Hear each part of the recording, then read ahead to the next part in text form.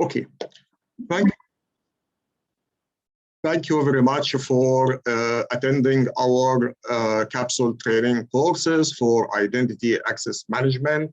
Today we will cover some important topics, and after we will finish this session, you will understand the importance of the training course and the importance of the identity access management for the security in general.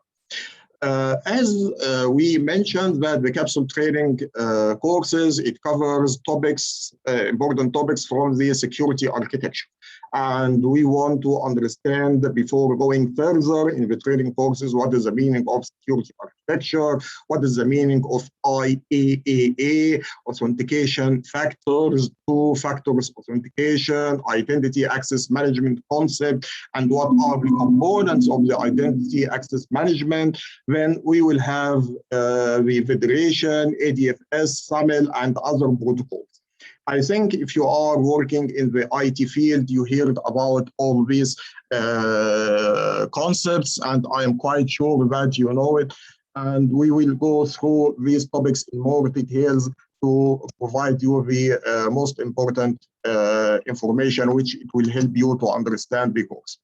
Before going further in the training courses, I have some questions. Just I want to understand the level of the training course which I have. I will make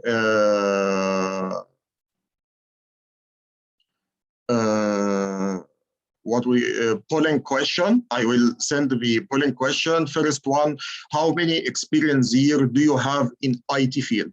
How many experience years do you have in your IT field? Each question, I will leave it for 30 seconds.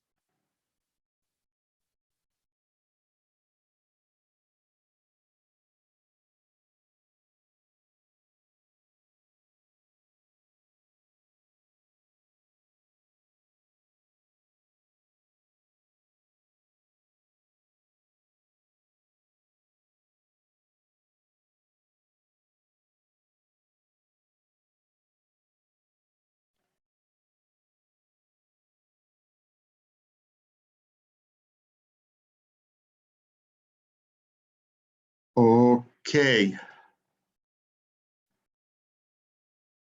Okay. We have 3 persons. We have 10 years experience. Excellent. And we have 1 person. We have between 1 to 5 years. And we have 2 persons. We are beginners. Great. By the way, for the beginners, don't worry about that, because as you will see that we are covering the everything from detail, from scratch, and this it will be very clear. Right. I have another question to understand your information about security. What is your information about the security? How many experience years?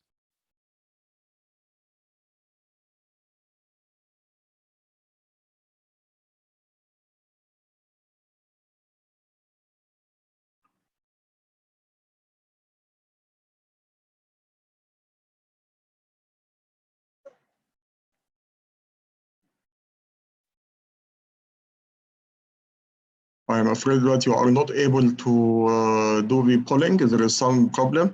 Type. I will power it off and open it again.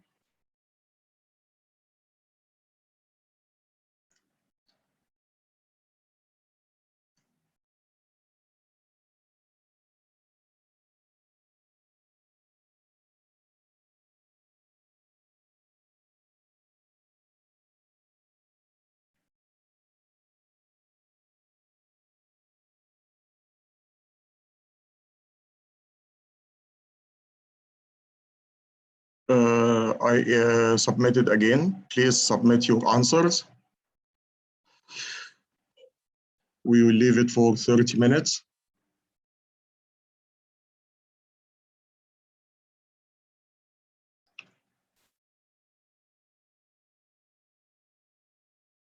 Okay, excellent.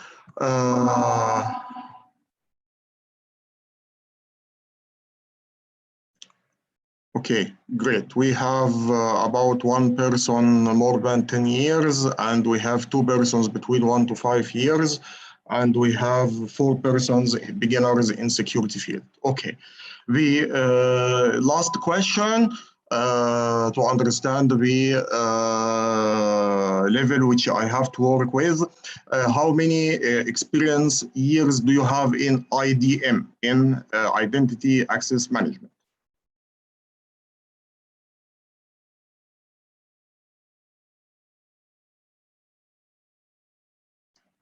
Okay, okay, okay, okay. Excellent, excellent.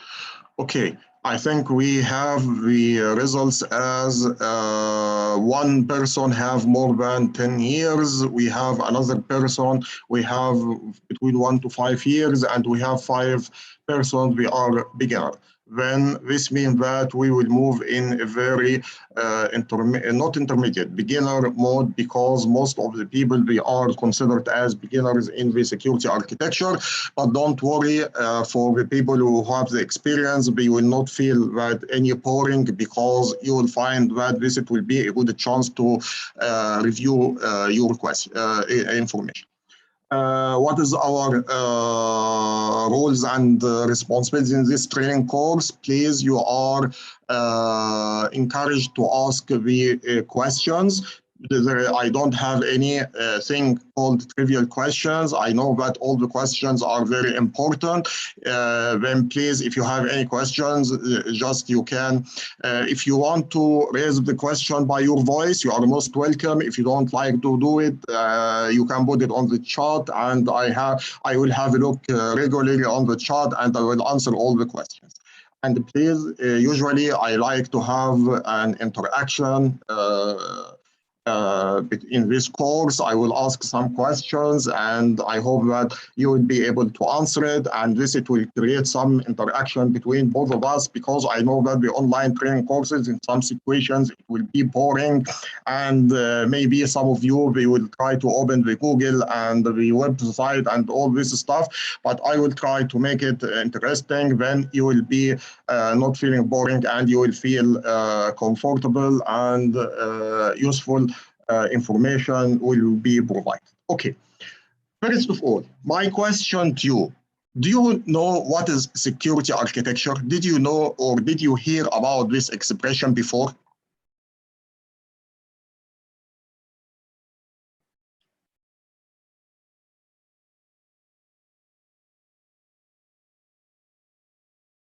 Any answer?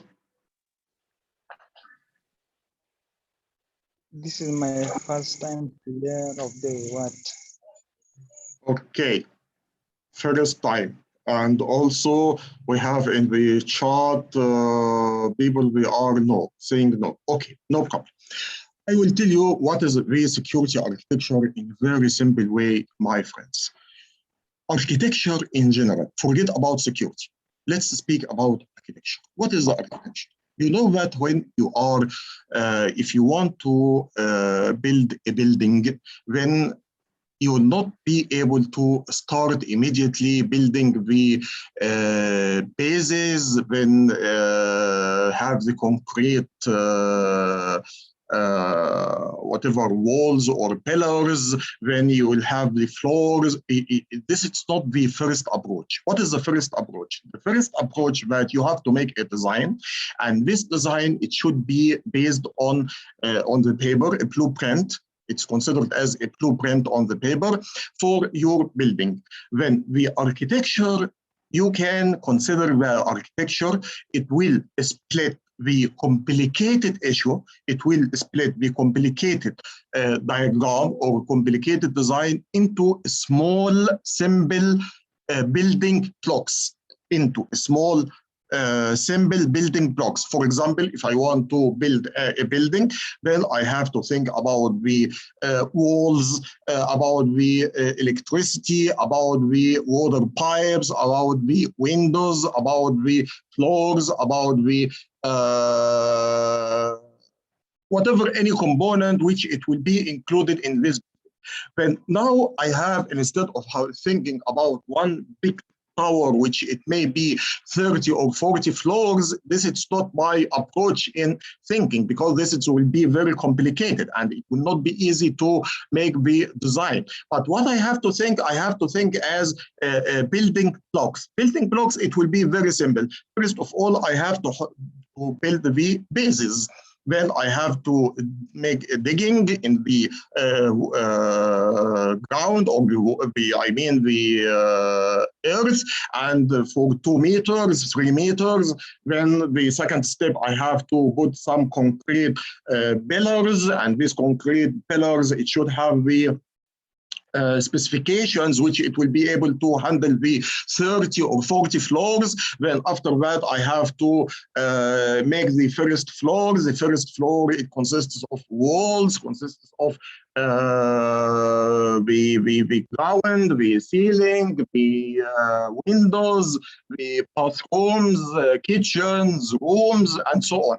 In each one of them, it will be very easy. And just imagine if I want to describe a tower, it will be very difficult. But if I want to describe a floor, it will be easy, because a floor, I will say, okay, it consists of 2 flats, for example. The first flat, it consists of 3 or 4 rooms, and it has 1 kitchen, 2 bathrooms, and so on. Then this means that in the architecture, what we have to do, that we are splitting, or we have to divide the very complicated or the complicated view or picture which you have into a small, simple blocking building blocks. And this is the concept in the security architecture as well.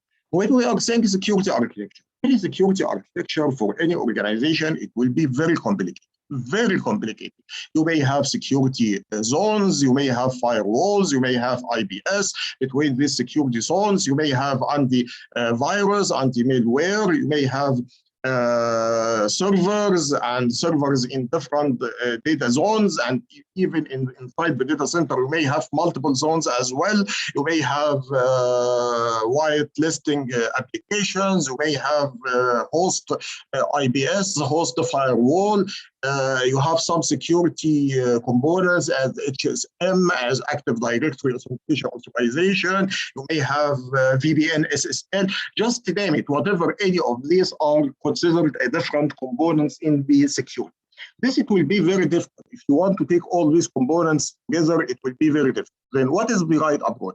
The right approach, my friend, that you have a very complicated diagram like this. It is a picture. Well, I have to split it into parts. I will say I have, okay, here part 1, part 2, part 3, part 4. For example, I will say I have all these components or building components. Component number 1, it may be VPN SSL. Component number 2, IDM and authentication. Authorization. Number 3, it will be the IBS. Number 4, it will be VPN SSL. Number 5, it will be white listing, and so on. What is the benefit of this splitting? The benefits, you have 4 benefits of the architecture, the security architecture. You have 4 concepts. What are these concepts? Concept number 1, that you are splitting the complicated picture into small and simple building blocks. Then you can understand it very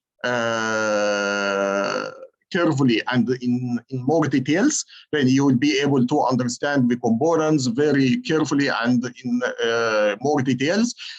Point number 3, you can understand how these protocol, the components are communicating together, how the components will be communicating together, how the components will exchange data, what are the protocols, is it secure or not, and so on.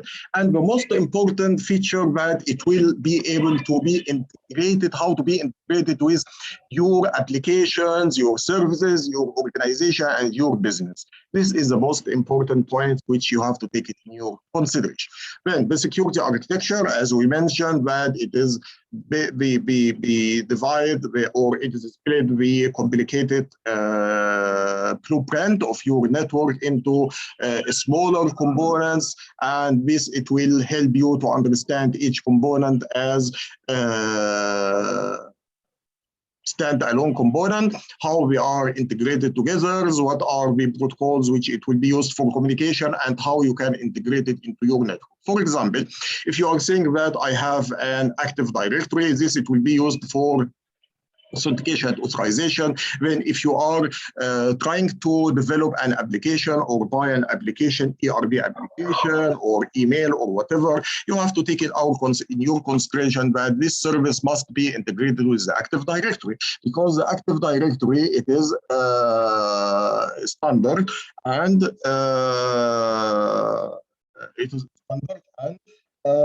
it is integrated with the application. And the vendor, he will tell you, I am really sorry that this application, it's not supporting the Active Directory, and this means that Active Directory, it will not be the right approach, and you have to drop it because you have the Active Directory as the authentication. Yes, it will be a very important issue. Then this means that you have the basics and the principles which you can build over, and this means that you have your structure and architecture diagram for your security. It's not just a matter of building some components as ad hoc. Here put some component and there other component and so on. But all these different components, it will not provide you the proper diagrams. Why? Because this means that you will not be able to provide the proper design. But with the architecture, with security architecture, you know what are your components, how it can be integrated with services, when you will not be able to buy any component which will not be able to integrate it in this architecture. SAPSA, it is a security architecture framework. When if you want to know how to build your security architecture, SAPSA, it is considered the security architecture framework, and TOGAF, it is enterprise architecture framework. These are some samples of the architecture diagrams. I mean architecture framework if you are interested and you want to get more information about. Okay. Let's have the second other concept for the IAAA. IAAA, it is identification, authentication, authorization, and accounting. IAAA, it's identification, authentication, authorization, and accounting. What is the identification? Identification, it is very simple. Who you are. Who you are or what you are. Why we add what here? Because in some situation, it may not be a person who is trying to access the application. It may be a system or maybe application or maybe a service. For example, you have an application and this application, it wants to access the database. Then in this situation, it's not a user who is accessing the database. It is a system. Then when we are saying identification, who are you? Who are you? Authentication, prove your identity. Who are you? I am Osama. Okay, prove that you are Osama. Please prove that you are Osama, because you may be a hacker. You may be a hacker and saying that I am Osama. You are a liar. Then please, I want you to prove that you are really Osama. Then you will have the authorization. What is the authorization? Authorization is what are your rights, what you are authorized to do in your network, what you are authorized to access in your network. For example, what are the applications, what are the hardware or services or devices or printers or whatever, any device which it can be accessed through the network. Finally, the accounting. The accounting, this it will tell you what did you do? What did you do? You access some applications, you delete some files, you add new files, you edit some files, you add records, you delete records, and so on. Then this will be considered as a record for all your activities over the network. Okay. Now we will speak about a very important concept about the authentication factors. Usually when we are saying authentication, you have to think about three different factors.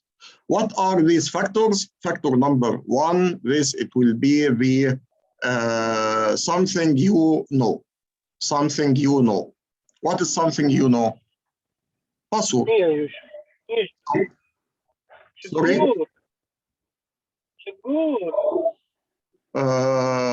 Excuse me, my friends, please mute your mics. When we are saying something you know, this is something you know. What do you know? You know your password. I create a password and I know this password. This is my password and I know it. Then this what we call it something you know. Something you have. Something you have. What is something you have? Something you have, it may be a token, hardware token. It may be the SMS. It may be your email. When as you are trying to access, for example, your account, bank account, when you log to the bank account and it will send you one-time password. This one-time password, it will enable you to be sent on email or SMS on your mobile. Then you will take this password and you will enter it in the password field. Then you will be able to access your account. Then this is what we call it something you have. Finally, you have something you are. Something you are, this it is the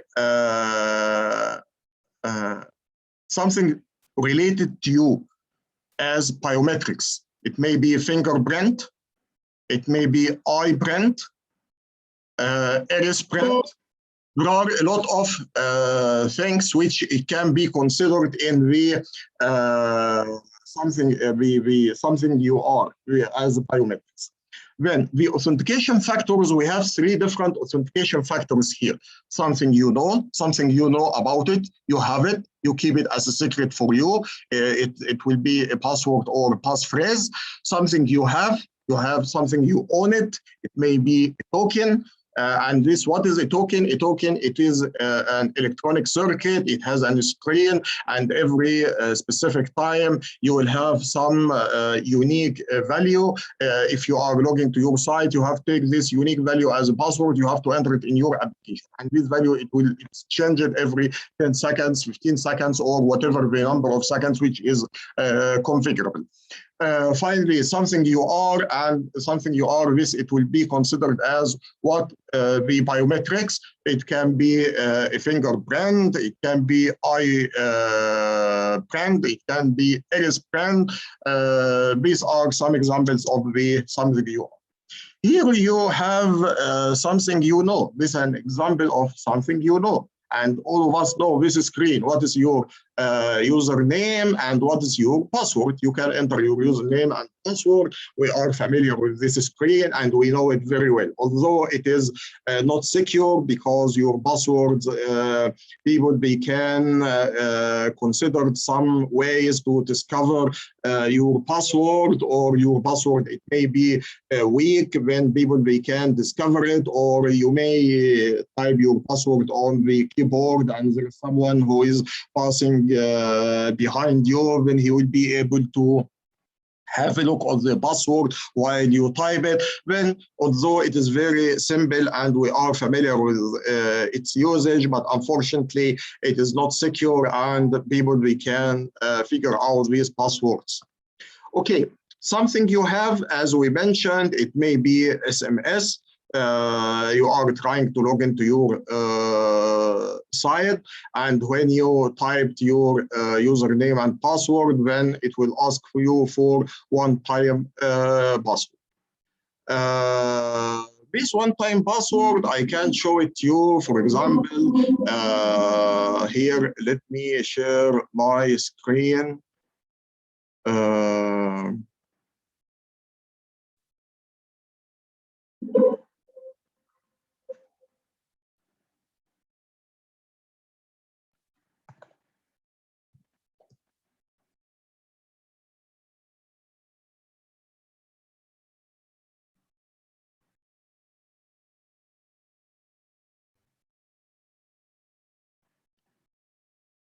I'm trying now to access one website which it have the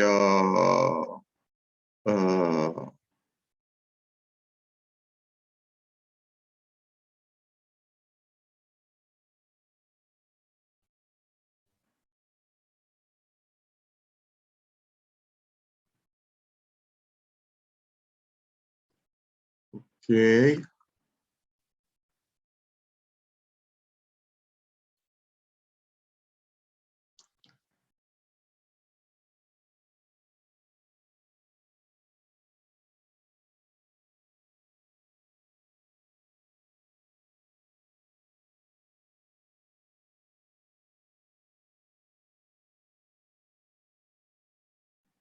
This screen, which allow you to access the bank online. This is the bank account, and here you will have a password. This is some type of what? Something you know, because you know your password, something you know. Okay, then if you will type the password,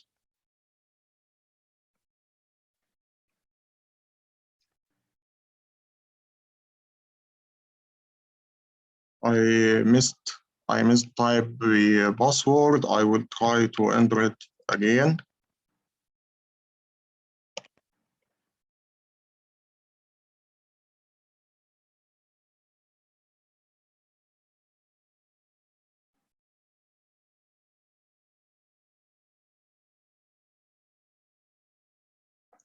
Okay.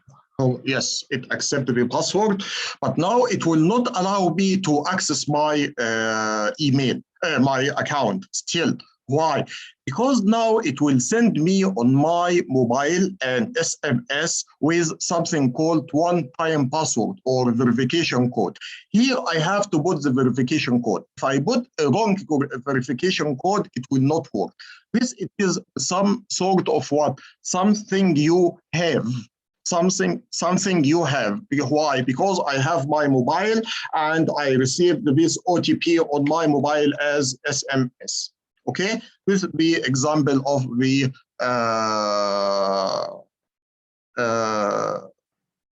2FA. This is example of the 2FA. 2FA, this what we call it the two-factor authentication. Then, this is the example of 2FA. Type. Something you are, this as we mentioned, it can be your fingerprint, it can be your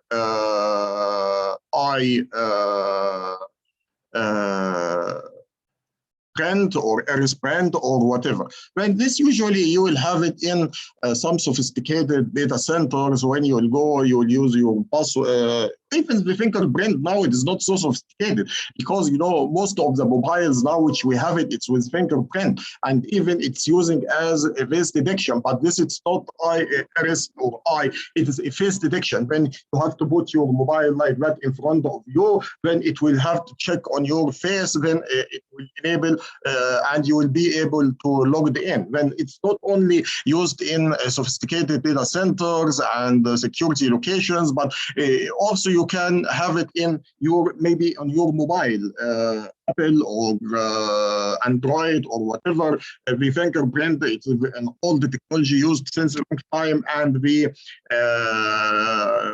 eye or face detection, it's also known since a long time. Okay. Two-factor authentication, as to remind you, we mentioned that the authentication, we have two types of factors. We have something you know, password, something you have, which is the mobile or SMS, and finally something you are, which is a biometric. If you will use any two of these, 1, 2, 1, 3, 2, 3, whatever, any two of this, it will be considered as two-factor authentication. Or in some situation, this usually we are called it 2FA. 2FA, two-factor authentication. In some other situation, we will call it MFA. MFA stands for multiple factors authentication. If we are using more than two, if we are using all these factors together, then it will be multiple factor authentications. These are the authentications methods which is considered as the basic for the authentication. We finished the first session, first hour. We will have our break for 10 minutes. Then we will start for the identity access management session after that. Do you have any questions? Do you have any questions?